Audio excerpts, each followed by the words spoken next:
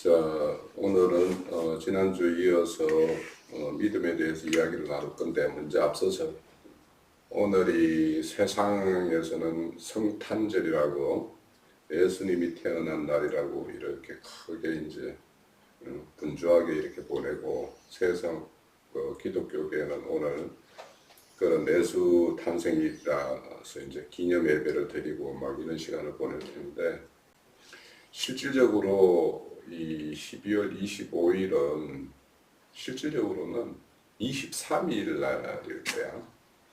그래서 우리가 그 동지가 있지, 동지. 22일이 이제 그 동지인데, 그게 이제 뭐 우리에서는 22일이 동지지만 그 태양신을 섬기는 쪽에서는 뭐 25일이 되겠지. 그래서 동지라는 거는 낮과 밤 사이에 밤이 가장 긴 날이지, 그지? 이제 동지가 딱 지나면 낮이 이제 점점 길어져. 그러면 이제 그 태양신을 섬기는 사람들은 이제 낮 길이가 길어지는 어떤 그것을 기념하는 날이. 그래서 이 12월 25일을 성탄절이라고 기념하는 것은 예수님이 태어나는 거하고는 아무 상관이 없어. 아무튼 성탄절은 세상 사람들이, 예수를 믿지 않는 사람들이 더 이렇게 그날을 자기 의미를 가지고 막 이렇게 하는데, 우리는 예수의 탄생이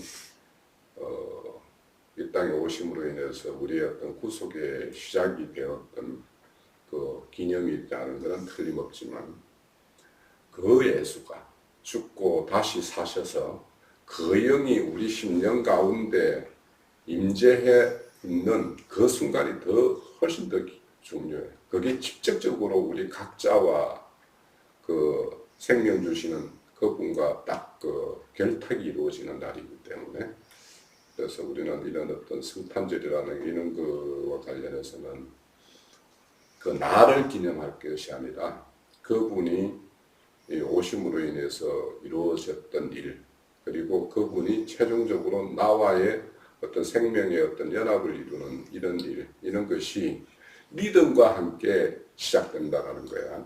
그래서 오늘 그 믿음이라는 두 번째 시간에 오늘 나눌 말씀은, 왜 하나님은 믿음으로만 구원하시는가? 이거에 대해서 이제 좀 먼저 살펴볼 건데, 우선은 왜 구원이 필요했는가를 한번 생각을 해보면, 구원은 하나님과의 관계가 단절된 것이 다시 관계가 복원되는 것이 구원이야. 그렇지? 그러면 우리가 하나님과의 단절이 왜 일어났는가를 먼저 생각해 보면 돼. 자, 그러면 에덴 동산에 하나님이 아담을 이끄셔서 에덴 동산을 경작자로, 그 에덴 동산을 관리자로, 이렇게 감독자로 세운 것이 아담이야. 그런데 그 아담이 짝이 없어서 그것을 좋지 않게 여겼기 때문에 하나님이 아담의 갈비뼈를 추출해가지고 여자 하와를 만들었지. 그거는 에베소서 5장에 보면 그리스도와 교회의 관계라고 다시 딱 설명을 해. 그러니까 아담이 그리스도, 하와가 교회, 이 관계를 설명하고 있다고. 그래서 그러면 그 에덴 동산에서 일어났던 일들을 한번 생각을 해보자고. 하나님이 에덴 동산의 모든 나무, 과목의 어떤 열매와 모든 것을 취하라고 했지만, 그 중에서 딱 하나를 금했어. 선악을 알게 하는 지식나무 열매는 먹지 말으라고 이야기를 했어. 그래서 그것이 이제 잘 지켜지다가 어느 날 뱀이 에덴 동산에 하와를 찾아왔어. 찾아와서는 뱀이 뭐라고 그랬냐면, 야, 하나님이 동산의 모든 나무를 먹지 말라 하더냐, 이렇게 하니까 하와가 대답하는 게 뭐냐면, 중앙 동산에 있는 나무 열매는 먹지 말으라고 했다. 만지지도 말고 먹지도 말으라고 했다 하고 이렇게 대답을 해. 그러니까 뱀이 정녕 그렇게 말을 했냐? 그런데 너희가 그것을 먹으면 너희 눈이 밝아져 선악을 아는 모든 면에서 하나님과 같이 되는 그것을 하나님이 그렇게 못하게 하려고 그것을 먹지 말으라고 했다라고 뱀이 미혹을 해. 그래서 그 말을 듣고는 하와가 하나님이 먹지 말으라고 하는 그 말보다 뱀이 그 열매를 먹으면 네가 눈이 밝아져서 선악을 아는 문제에 대해서 하나님과 같이 될 것이다 라고 하는 이 말을 믿어버린 거야. 그러면 결국에는 뭐냐? 하나님의 말을 불신하고 뱀의 말을 듣게 된 거지. 그러니까 뱀의 말을 믿게 된 거야. 그러면 정말 그 열매를 먹으면 내가 눈이 밝아져서 하나님과 같이 이렇게 되는 거야? 이런 생각을 가지고 그 뱀의 말을 취하게 된 거야. 그러면 결국에는 하나님 말씀을 불신으로 인해서 그 열매를, 그만 열매를 먹게 되었고, 그 열매를 먹음으로 인해 가지고 하나님과의 완전히 단절이 되게 됐거든. 그러면 최초의 하나님과의 어떤 원만했던 관계가 단절된 데는 불신이 자리 잡게 된 거예요. 불신으로 인해 가지고 하나님으로부터 에덴 동산에서 쫓겨나는 어떤 그런 결말을 맞게 됐어. 그러면 이제 답이 이제 어느 정도 나왔지? 왜 하나님이 믿음으로 구원을 하시는가? 하나님의 말을 믿지 않음으로 인해 가지고 너희들이 죄 가운데 거하게 되고 죄가 왕노릇하게 되었는데 믿음으로만 다시 그 관계가 회복될 수 있다라는 것이 하나님의 그 구원의 가장 토대가 되는 그런 원리를 이렇게 도입하는 거예요. 자, 그래서 믿음이라는 것은 결국에는 하나님의 말씀을 맹령 그대로 믿는 거야. 그 믿음에서 출발하는 거야. 그래서 하나님은 우리의 어떤 모든 것을 주관하시고 모든 것을 내시고 모든 것을 경영하시는 분인데 그분이 하시는 말씀을 온전히 믿고 따르는 것이 결국에는 에덴 동산의 경작자로서의 이치를 회복하는 것과 똑같아요. 그렇다고 해서 우리가 다시 에덴으로 돌아가자, 에덴을 회복하자. 이거는 하나님의 어떤 구원의 어떤 그 목적과 방편과 맞지는 않아. 왜냐하면 하나님은 이미 에덴 동산이 뱀이 점령해서 더럽혀진 어떤 땅이기 때문에 다 버려버렸단 말이야. 그걸 버려버렸어. 그래서 다시 에덴으로 돌아가는 것이 아니라 이제는 우리는 새 하늘에 새 예루살렘 성전을 본으로 우리의 어떤 거처로 그렇게 우리는 이제 신앙을 해야 되는 거지. 자, 그래서 왜 하나님은 우리가 첫 시간에 이 영상 편지를 하면서 첫 시간에 거룩하라고 했어. 하나님은 거룩하신 분이야. 그런데 더럽혀진 죄인이 거룩하신 하나님 앞으로 나아가는 방법은 유일하게 제사라는 방법을 줬었어. 그러니까 제사라는 것은 뭐냐? 죄인이 하나님 앞에 나갈 수 없는데 그 희생 제물에게 그 죄인의 죄를 전가시키고 그래서 죄 없는 자처럼 여겨주심으로 인해서 하나님과 관계를 가질 수 있는 것이 구약의 율법이었어. 그래서 거룩이 파기된, 약속이 파기된 그 범죄로부터 회복되어서 하나님과의 관계가 다시 복원되는 것의 어떤 모형이 제사였었어. 그런데 그 제사는 구약의 어떤 희생 제물을 드리는 제사는 그 매번 반복해서 드려야 되는 제사야. 그래서 뭐 제사는 절기 제사도 있고 뭐 그 월별로 드리는 월삭으로 드리는 제사도 있고 매일매일 드리는 제사 상번제도 있고 뭐 막 여러 제사가 있었지. 그런데 그 어떤 제사를 온전히 죄 없으신 예수님이 오셔가지고 그 모든 희생제물로 매번 반복드리는 그 제사를 일시에 모든 것을 완성하신 것이 예수님이 오셔서 십자가에서 우리의 모든 죄를 대속하신 것이 그 제사의 완성이야.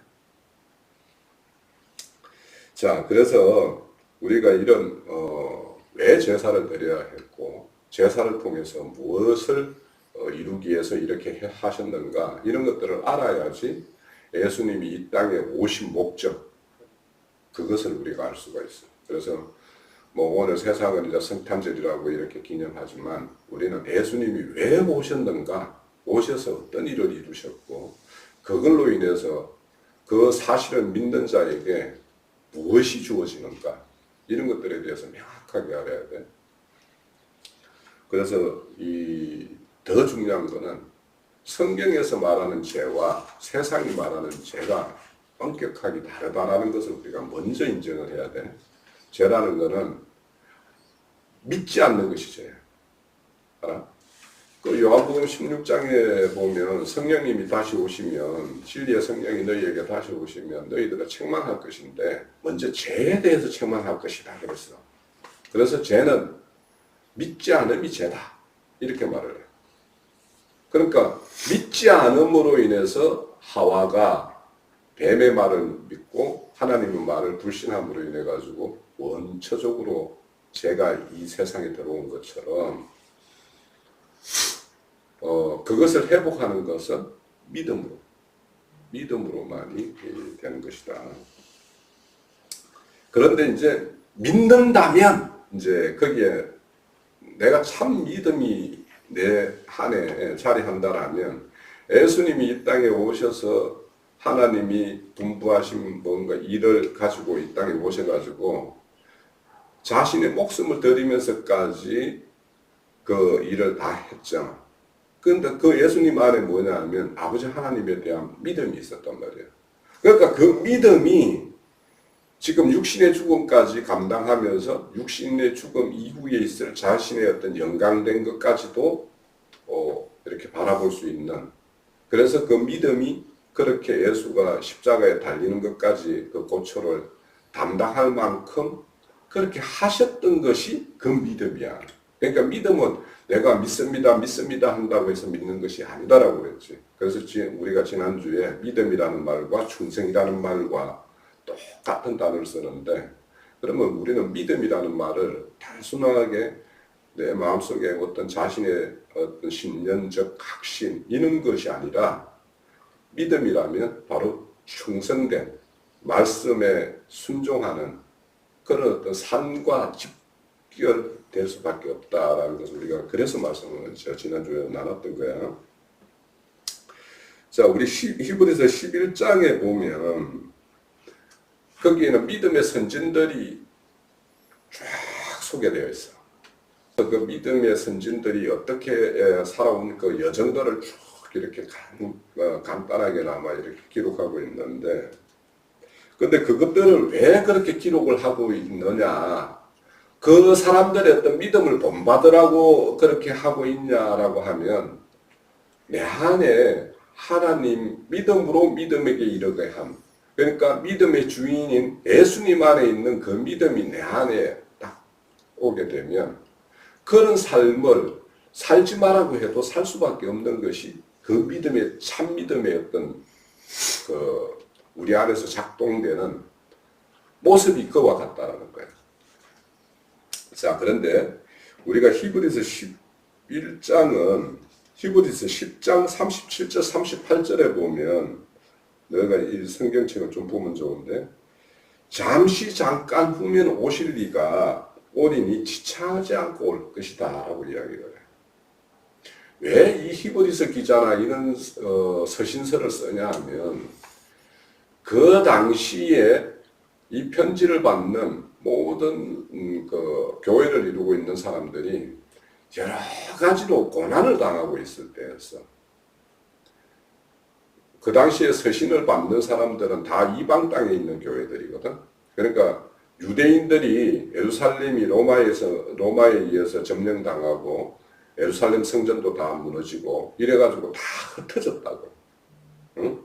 주변 나라로. 그럼 주변 나라에서 이렇게 흩어진 유대인들이 어떤 교회를 이루고 있을 때 그러면 정통 유대교들이 와가지고 모세의 율법도 지켜야 되고 뭐 이런 것들로 미혹하는 것이 있는가 하면 그 당시 헬라 철학이라는 것이 모든 어떤 세상에 이렇게 시류로 이렇게 흘러가는 어떤 시절이었기 때문에 그런 어떤 철학 사상들이 이 교회로 이렇게 침범해서 영지주의라든지 신비주의라든지 막 여러 가지 형태의 그 어떤 복음의 내용과 상관없는 오히려 복음의 내용을 변질시키는 그런 것들이 교회로 막 들어와서 그 사람들을 이렇게 미혹하고 협박하고 그런 어떤 굉장히 큰 어려움을 당하고 있었단 말이야.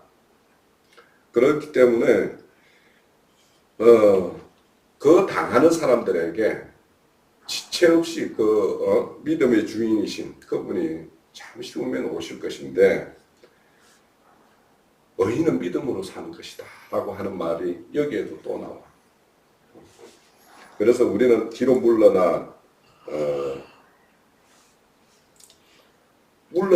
뒤로 물러나는 자는 그를 기쁘게 할 수 없으니 믿음으로 잘 이 어려움을 견디고 이겨내라고 하는 그 어떤 격려를 위해서 11장에 가면 그 믿음으로 이겼던 선진들을 쫙 소개하고 있다고.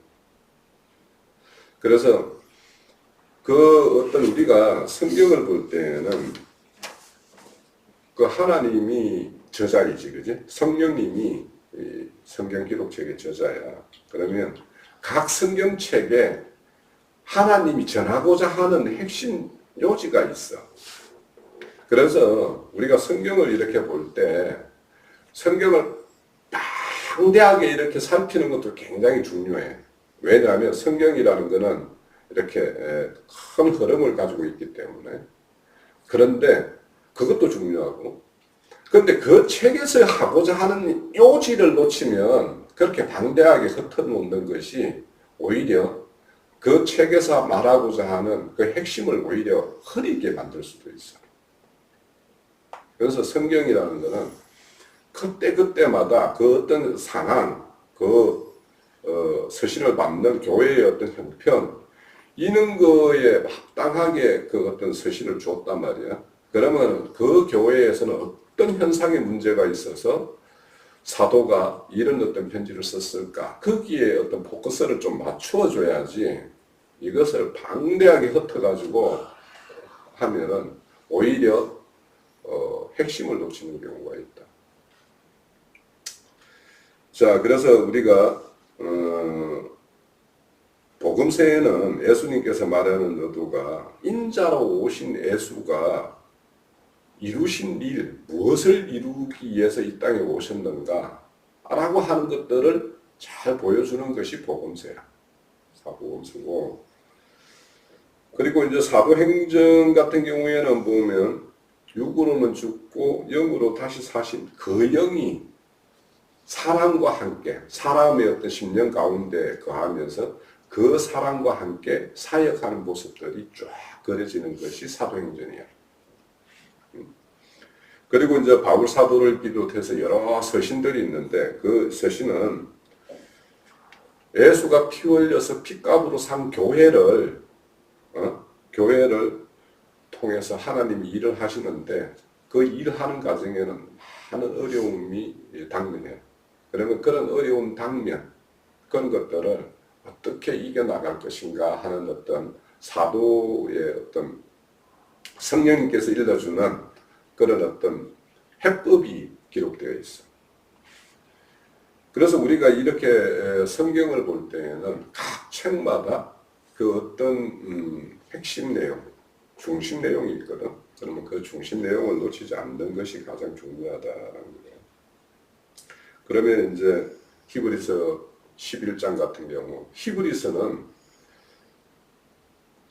율법적 유대교의 어떤 모습, 그러니까 구약을 통해서 하나님께서 이스라엘 백성을 통해 이루고자 하셨던 어떤 모습들이 쭉 있는데, 그거는 그림자와 모형이었고 첫 언약이었다라는 거예요.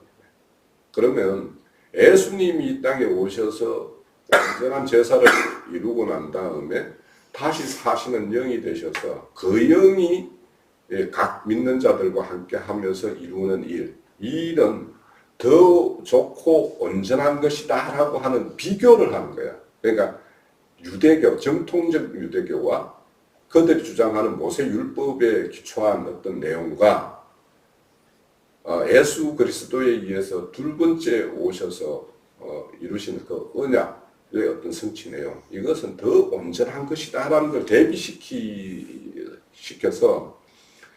어떤 유대교의 어떤 그 침착되어 있는 사람들이나 또 유대교가 교회에 와가지고 교회의 사람들을 다시 이렇게 유대교로 이렇게 돌려놓는 어떤 이런 시도들에 대해서 더 좋은 것이 어떤 것인가를 명확하게 보여주는 것이고, 그것을 이기는 것은 뭐냐?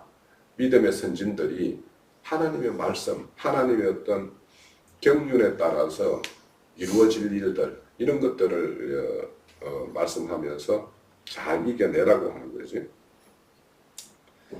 자, 그래서 교회의 증거는 성경에서 말씀하시는 하나님의 말씀 의도를 바르게 해석하고 전하는 것이어야 하는데, 히브리서 11장에서 믿음을 이렇게 강하게 말씀하시는 사도의 의도를 우리는 알아야 한다.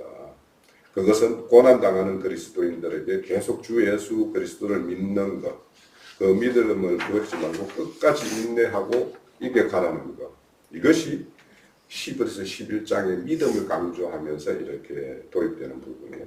그 이유는 뭐냐면 주 예수를 믿는 믿음으로만 구원을 얻기 때문인데, 그 믿음이 예수님에 있는 그 안에 있는 그 믿음이 너희들에게 분배되어 있다라면 그 믿음은 이렇게 이기는 선진들의 어떤 믿음처럼 너희들도 지금 현재 당면한 모든 일들을 이겨나갈 수 있을 것이다 라고 하는 것이, 그래서 어려움을 당하는 그들에게 위로와 격려, 이런 것들, 인내, 이런 것들을 촉구하기 위해서 보내는 어떤 서신이라고 볼 수가 있어.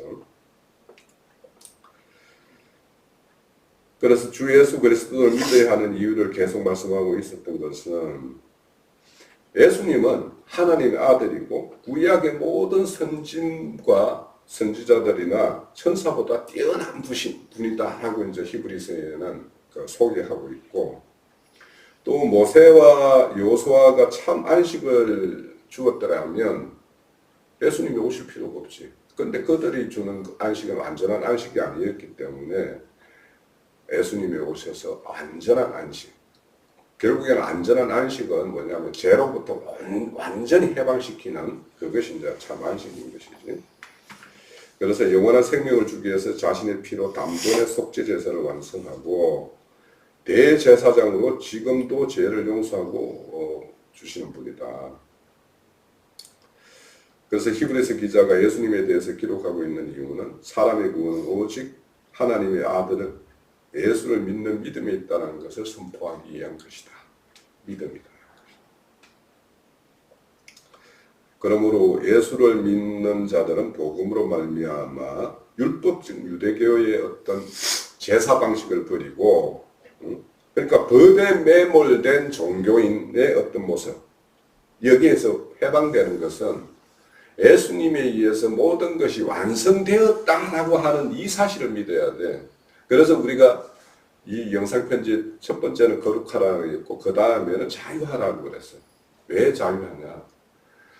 지금 율법적 종교 행석을 하는 사람들은 참 자유를 누릴 수가 없어. 왜냐하면 뭐 하면 뭔가 뭘 해야지만이 막 이 매절기와 또 교회에서 이루어지는 모든 어떤 행사와 이런 거에 뭔가 참석하지 않고 그거에 참여하지 못하면 그것이 자신의 어떤 구원의 어떤 결격 사유가 되는 거냐 이렇게 여긴단 말이에요. 그런데 우리가 모든 절기와 날은 예수님을 상징하는 것이고 예수님에 의해서 이루어질 일들을 이렇게 말하는 것이기 때문에 그런 것들은 예수님이 이 땅에 오심으로 인해 가지고 다 이루어졌어. 그러면 그 이루어진 의미를 우리는 새기고 그 의미를 내 인생에 담아서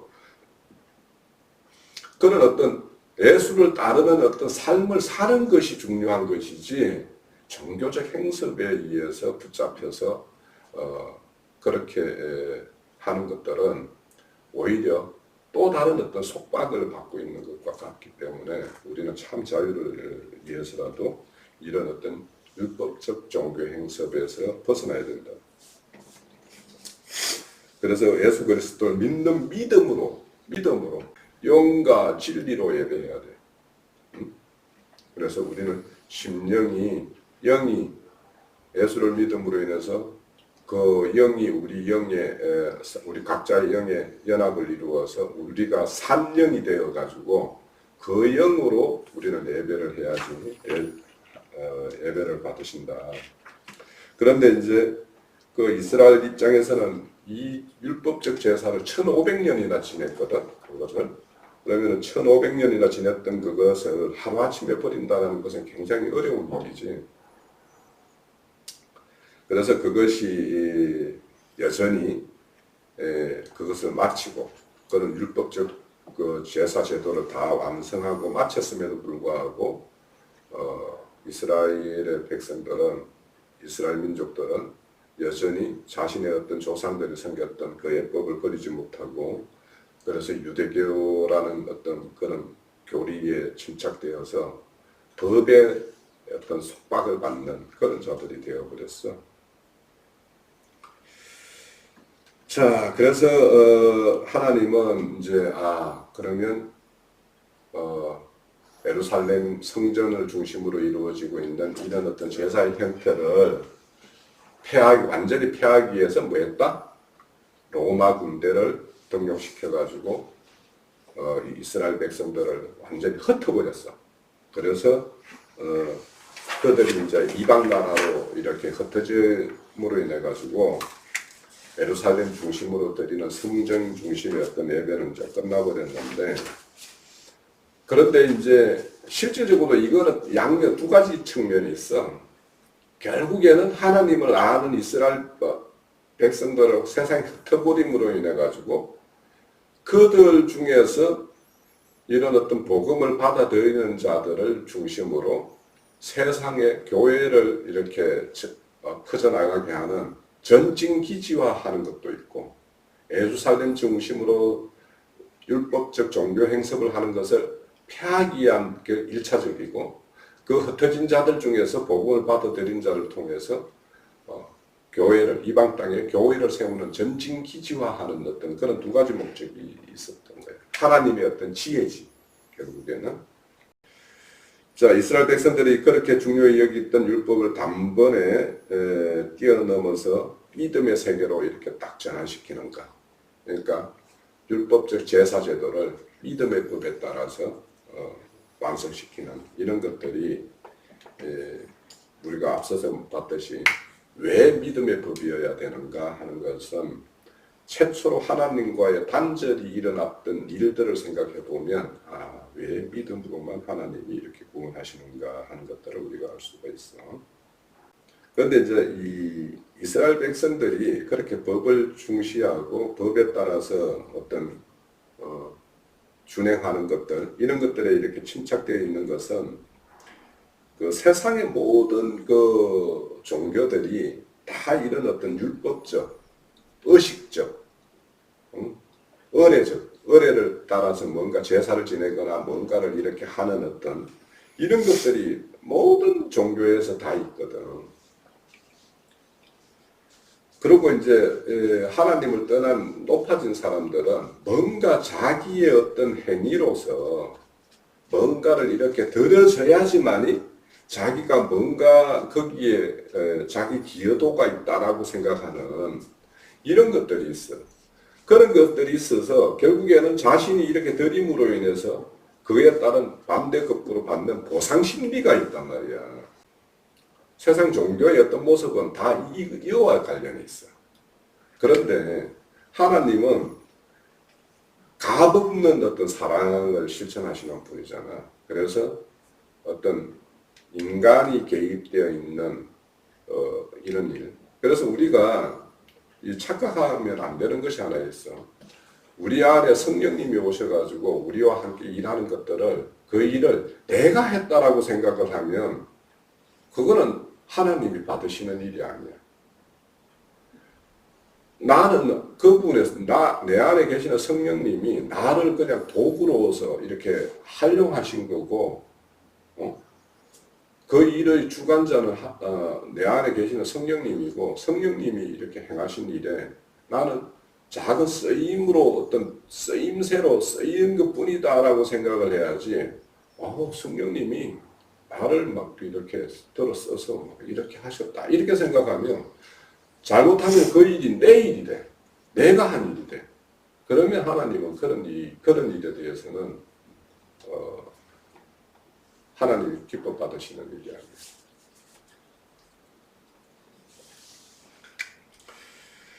자, 그래서 우리가 인간의 어떤 공로를 하나님 앞에 이렇게 드려서 다시 뭔가 돌려받는 것, 이런 거 생각하는 것이 세상 종교라면 우리의 어떤 그 신앙은 바울사도가 서신서에서 여러 번 밝혔는데 나는 빚진 자다 이런 말을 해. 왜냐하면 예수님이 오셔서 베풀으셔서 우리가 구원받은 이 사실은 우리의 희생하고 우리가 하나님께 드리는 거하고 우리가 하나님이 원천적으로 베풀어 놓은 거하고는 비교할 수가 없는 거야. 그러니까 하나님이 죽은 자를 죽을 수밖에 없는 자를 살리신 그 일을 해 놓으셨는데 그 일에 대해서 내가 뭔가를 조금 한 것을 가지고 그거에 대한 어떤 갚음이 있는 것처럼 이렇게 생각을 하면 하나님이 베풀어 놓은 거 이거는 죽은 자를 어떻게 살려? 죽은 자가 다시 살아났는데 그 상자가 다시 살아난 자가 뭔가 조그만 것을 베풀어 놓고는 내가 하나님에게 받은 그거에 대해서 조금이라도 뭐 돌려드리기 위한 뭐 자기의 어떤 희생이다 이렇게 생각한다면 하나님이 우리에게 베푸는 것을 아주 가볍게 여기는 거지. 그래서 우리가 이런 사도의 어떤 빚진 자의 어떤 감정. 그래서 너희들이 지금 하나님이 우리를 구원하셨다라고 하는 이 구원의 크기와 간격이 혜진이에게 어떻게 다가오는지 모르겠어. 그런데 한번 생각해봐. 말 액면 그대로 죽은 자를 다시 살렸어. 작은 병을 이렇게 했는데 그걸 병을 고쳐도 막 진짜 감사한데 죽었는데 다시 살렸어. 이 사실과 내가 완전히 이런 어떻게 보면은 세상 살아가면서 각자의 처지가 뭐 어떻게 할지 모르겠지만 내가 하나님의 아들, 이 우주 만물을 창조하신 분의 아들이라고 하는 그 신분의 어떤 변화 이런 걸 한번 생각을 해봐. 지금 거기 막 실감이 나는지 안 나는지 모르겠는데 이 우주 만물을 창조하신 분이 죽은 자를 또 살리시기도 하시는 그 분이 내 아버지래. 한번 생각해봐. 이 육신의 아버지도 여러 가지로 뭐 감사할 일도 있고 뭐 때로 하다 보면 섭섭한 일도 뭐 섭섭한 감정도 가질 수 있기는 한데 이 우주 만물을 창조하신 분이 나의 아버지래. 한번 생각을 해보라. 그게 나의 얼마나 그게 진짜 절절히 믿어지면 얼마나 나의 어떤 든든한 백그라운드가 될 것이며 내가 뭐가 부족하겠는가 말이야. 한번 우리의 믿음을 실제적으로 한번 자신에게 딱 그 전복시켜가지고 내가 이런 존재로서의 어떤 전환이 내가 하나님, 예수님 그분의 믿음으로 인해 가지고 이루어진다는 이 사실을 한번 곰곰이 생각해 보라고. 이게 예산 일인지. 자, 하나님이 아들을 믿는 신앙을 가지면 이제 서로 믿음의 한 형제가 되고 하나님 나라의 백성으로 살 수 있다라고 하셨어. 하나님께서 아들을 믿는 그의 믿음을 방편을 주신 이유는 또 하나, 모든 성도가 믿는 모든 자들이 같은 생각, 같은 마음, 하나님을 향한 동일한 어떤 신앙을 주기 위한 것이다라는 거야. 그렇다고 해서 획일적이다라는 것이 아니라 같은 동류의 어떤 생각과 마음과, 그래서 모든 것을 하나로 통일되게 하기 위해서 이렇게 믿음이라는 법을 줬다라는 거야. 그리고 믿음의 내용도 어떤 것이어야 하는 것을 우리가 지난주에 살펴봤잖아. 그래서 그리스도인은 한 분 하나님을 섬기고 하나님의 아들을 믿음으로 같은 마음, 같은 생각, 같은 삶을 살게 하는 것. 이것이 믿음이라는 방편을 주어서 이루고자 하셨던 것이다라는 것을 우리가 알 수가 있어. 자, 그리고 믿음은 우리가 지난주에 믿음은 바라는 것들의 실상이요 하는 말을 이제 살폈었는데, 믿음은 바라는 것, 그러니까 그 소망하는 것과 이렇게 짝을 이룬다라고 이야기를 했었어. 그런데 믿음이라는 게 그것의 실상이다라고 하는 거야. 뭔가 바라는 것이 있어. 그것의 실상이다. 여기서 이제 실상이라는 말은 그 밑에 보면 영어로 하면은 substance라고 해가지고, 서브 하면은 아래라는 뜻이고 스탠스 하면은 서다라는 뜻이야. 그러면 바라는 것에 밑에 이렇게 위치하고 있다라는 거지. 자, 그러면 믿음이라는 것은 바라는 것의 기초와 토대를 이루는 것이라는 뜻이야. 믿음이라는 것이 있어야지 거기에는 바라는 것이 거기에서부터 발현되어서 바라는 것이 이렇게 드러나는데, 그 믿음이 예수님 안에 있는 그 믿음에 분배되어 있지 않으면 바라는 것들이 다른 성경에서 말하는 것과 다른 것들을 바라게 되어 있어. 그런데 예수님 안에 있는 그 믿음이 이렇게 우리 안에 그 토대를 이루게 되면 거기에서 바라는 것은 예수님이 이 땅에 오셔서 아버지 일을 이루셨던 것처럼 그런 어떤 바람을 가지게 될 수밖에 없어요. 그래서 우리가 너희들이 아마 좀 시간이 나고 하면 아빠 유튜브 계정에 보면 그 재생 목록이라는 게 있어. 재생 목록에 가면 그 주기도문에 대해서 이렇게 강론해 놓은 게 있어.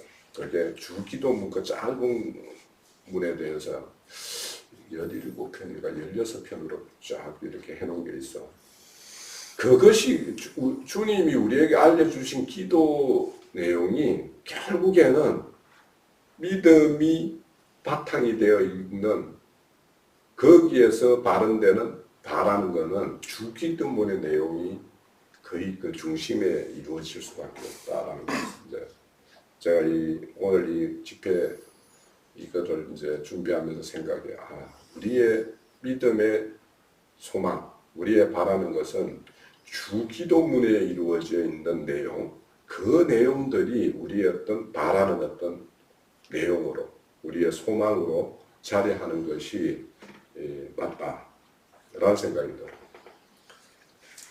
그래서 우리의 어떤 그 첫 번째는 믿음의 실상이라는 것은, 믿음은 바라는 것의 실상이라는 것은 이런 어떤 바라는 것의 어떤 토대가 이루어지는 것이고, 또 이 말 자체를 영문으로 보면 서브스텐스라는 말은 말씀대로 그 듣고 말씀에 따라서 이렇게 사는 거, 뒤따라 사는 거, 이것을 이제 말한다고 볼 수도 있어.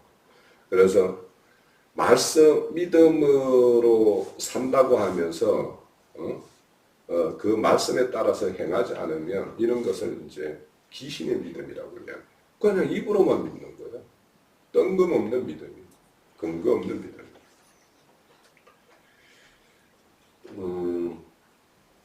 자, 조금만 하고 마칠게.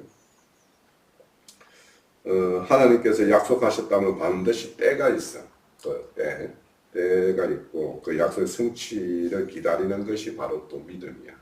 그래서 믿음이라는 것은 결국에는 하나님의 말씀에 대해서 끝까지 믿어야지 믿음이지, 어느 정도까지 믿다가 왜 이게 안 돼? 뭐 이러면서 어느 시점에서 거기 딱 멈추어 서면 그거는 온전한 믿음이라고 할 수 없지. 그래서 믿는다는 것은 결국에는 바라는 것들이 이루어지는 것들에 대한 어떤 인내, 이런 것들이야. 그래서 아까도 말했듯이 이 히브리서 11장의 믿음을 이렇게 강조하는 것들이 이렇게 쭉 나열되어 있는 것은 그 어려움에 처해 있는 그들에게 이 당면한 어떤 어려움을 이겨내고 잘 견디라고 하는 격려를 위해서 이렇게 쓴 서신이기 때문에, 그래서 믿음과 하나님이 약속하신 것들이 성취되는 어떤 그날까지 이렇게 인내하는 것, 이런 것들을 이렇게 연결시켜서 이렇게 믿음과 인내를 이제 이렇게 연결시킬 수 있을 거고, 그래서 결국에는 하나님께서 약속하셨고 약속했던 일들은 우리가 성경을 통해서 이렇게 성취된 것을 우리가 알 수가 있고, 또 우리에게 약속한 것은 그 약속이 성취된 것처럼 우리에게도 이루어질 것을 우리가 믿기 때문에 우리가 오늘도 내일도 거기에 대한 변함없는 믿음으로 이겨나가고 견디고 인내해 가는 것이 또한 믿음의 한 모습이다. 자, 오늘은 왜 믿음으로만 이렇게 구원하시는가 하는 거에 대해서 우리가 좀 살펴봤어. 자, 그 내용은 충분히 이해가 됐을 거야. 왜 불신에 의해서 이런 세상에 죄가 들어왔고 그 죄로부터 다시 해방받는 것은 그 불신이 회복되는 것, 즉 믿음으로만이 회복될 수 있다는 것을 우리가 생각해 보면 하나님이 왜 믿음의 법을 이렇게 도입했는가 하는 것에 대한 충분한 이해가 될 거야.